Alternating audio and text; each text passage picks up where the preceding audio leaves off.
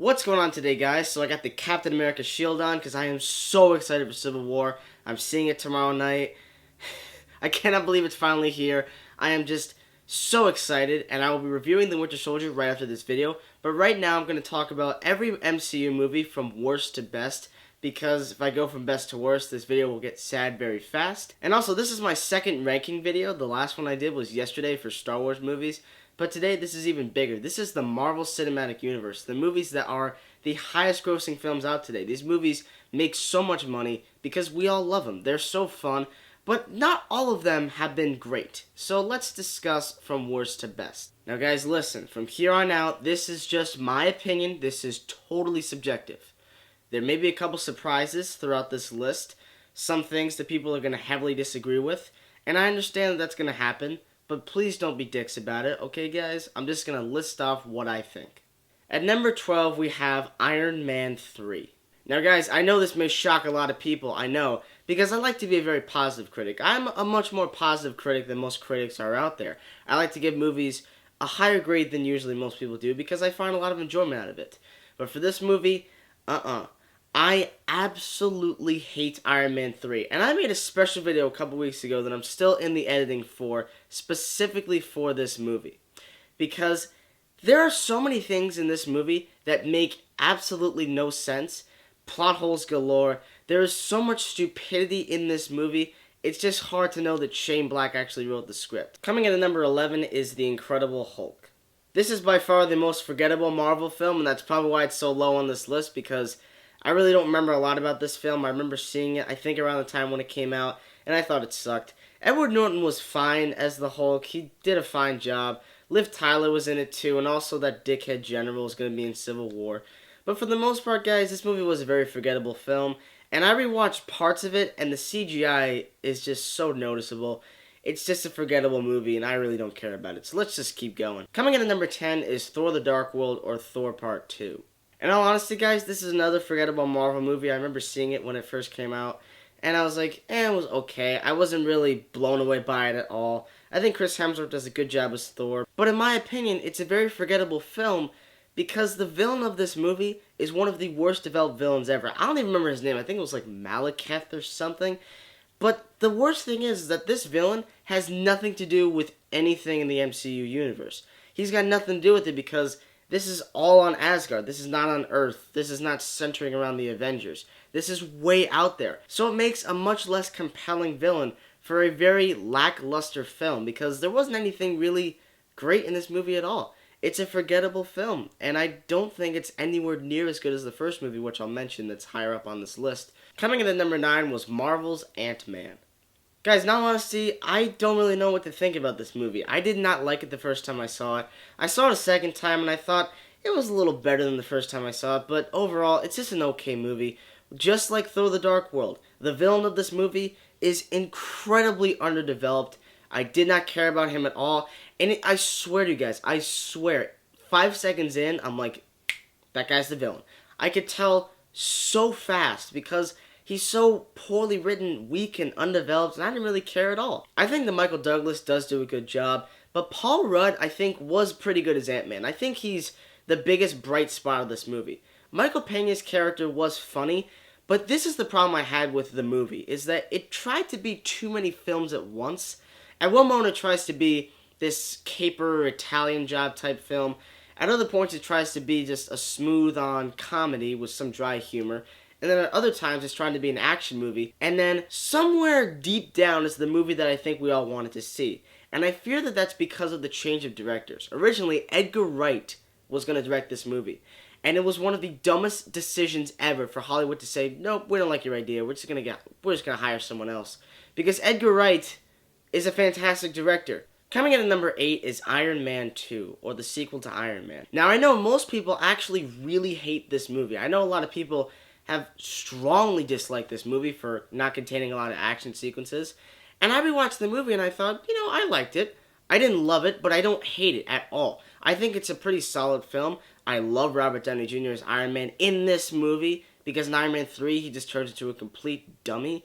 But I liked him in this movie. He had some good wit, he had strong moments, And I think that it was a good decision to hire Don Cheadle. I think he does a very good job in the role. And plus, this introduced us to Scarlett Johansson as Black Widow, one of the best filmmaking decisions ever created.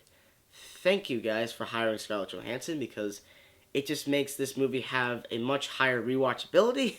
Plus, Samuel L. Jackson's in this movie too, and I think he does a great job as well. And at number 7, we have the first Thor film. Now, Thor will always have a special place in my heart because it was the first MCU movie I ever saw in the theater, so it actually has a very special meaning for me personally. And the first time I saw this movie, I loved it. I thought it was a very fun, extravagant film that was very different from the Iron Man films and then the new Captain America movie that we got, which in 2011 was the first Avenger. But I felt like it was a movie that just felt very out there, and I liked that about it. And even though rewatching it, it does kind of get boring in some sequences, I do think it's a fun movie that has a ton of rewatchability and a ton of likability thanks to Chris Hemsworth and Natalie Portman. They are fantastic in their roles, and I feel like a lot of the supporting characters are also great as well, because Tom Hiddleston absolutely kills it as Loki in this movie. And it really served to how great a villain could be, because I think Loki is the best out there villain out of the entire Marvel Cinematic Universe. Coming in at number 6 is the first Iron Man film. Now, I remember seeing this movie, I think when I was maybe 9 years old, and I remember not really liking it too much, because I wasn't really into the whole story thing. I just wanted to see the action, because that was me as a little kid. But growing up and rewatching the movie, I realized it's a fun superhero movie. To me, it's a tad overrated, as well as a couple other films I'll mention later, but I do think that Iron Man is a fun movie, even though it doesn't really hold up as well as people want it to, because it's been beaten so many times by other Marvel movies.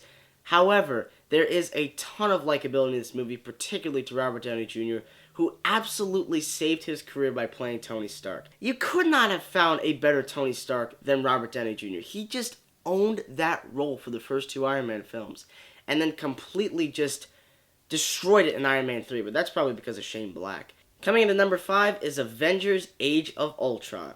Now, I remember seeing this movie approximately 1 year ago on May 1st, and I remember coming out of it thinking, this is a great movie. I actually was a bit sick when I saw it, so I was kind of coughing throughout some of the sequences. So I rewatched it again when it came out on Blu-ray, and I still really enjoy it. I do think that it is a step down from the first Avengers movie, but the whole cast, the ensemble, the idea that we can just team up, it's fantastic. I love the idea that they can just settle some of the differences, because that's what I love about the Avengers. They have so many differences and contrasts, but they end up having to push those to the side in order to just come together and fight against crime or against evil, and I find that to be amazing. I also think that Ultron was very good in this movie as well. James Spader is a great actor. Very underrated. I think that was a very smart move for his career, because he'll now be well known to younger kids. And at the same time, I feel like he was a good villain. He had some good morals. Even though his full plan was kind of weak to me, I feel like the smaller things, how he was humorous, how he was jokey, I like that, because it's something that I just would have never expected him to do. I never would have expected a robot to actually have jokes that actually hit. There were many things in this movie that hit. So many of the jokes are hilarious. And of course, creating Vision, played by Paul Bettany, is fantastic. And my favorite part of this movie, by far, is when he picks up the hammer and hands it to Thor and says, "We gotta go." And everyone just stands there in utter shock and amazement, and it's just silent for 15 seconds. But we need to go.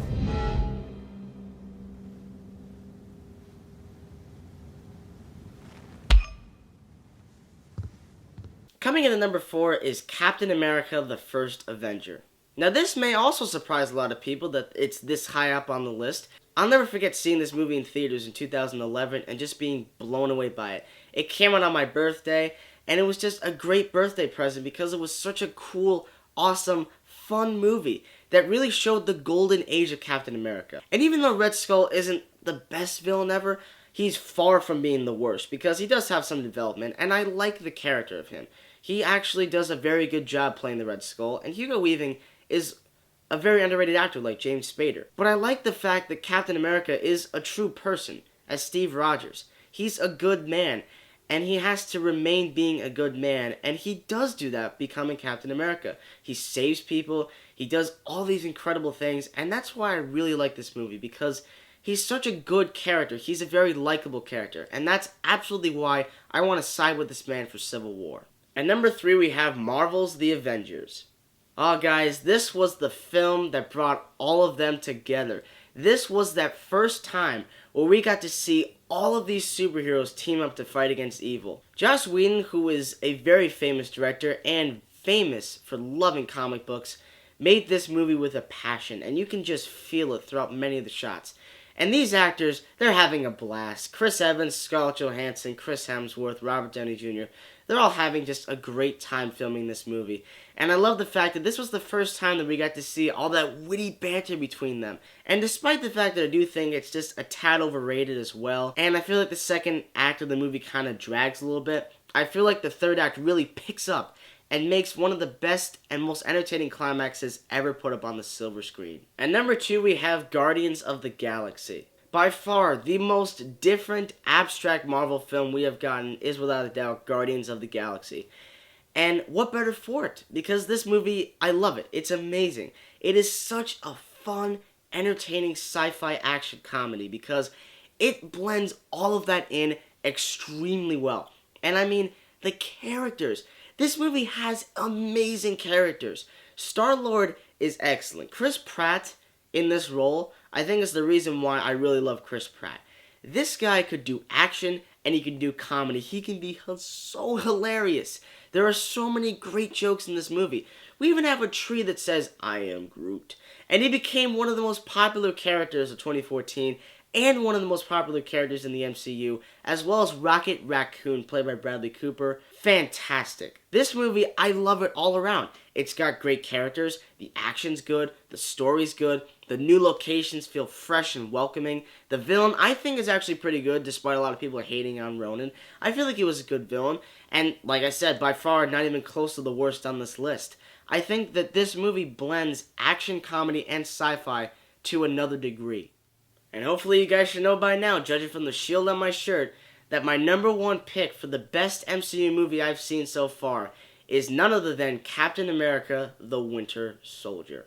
In my review of the film, I'll definitely describe why, but I'll say right here that this movie was able to tell such an interesting political intrigue story and pit Captain America right in the middle of it and make it so entertaining. This is honestly one of the most entertaining films I've seen because it's able to get better with virtually every single scene. It just expands on the mystery until it's finally revealed, and it's great. The amount of things that happen in this movie, I think, are way more than many people care to notice. I am so happy that the Russo brothers are going to be directing and writing Civil War because I have complete faith in them. They made a movie in 2 hours that gave me complete faith to tell them, do exactly what you want because we know that you guys are great directors and you know exactly how to make a great movie. Because this isn't just a great comic book movie. This is a great film in general. It doesn't need to be associated with comic books in order for it to be great. This is a great film on its own. And that's why I think it will stand the test of time as one of the best comic book films ever made. Alright guys, so that's my list of ranking all the MCU movies. What are your guys' lists? I'd love to hear those comments, so send them in the comment section below. I'd probably just say do it from worst to best, again, like the Star Wars films. Guys, thank you so much as always for watching my videos. I respect and love each and every one of you who watches them. Guys, thank you so much for watching, and stay tuned.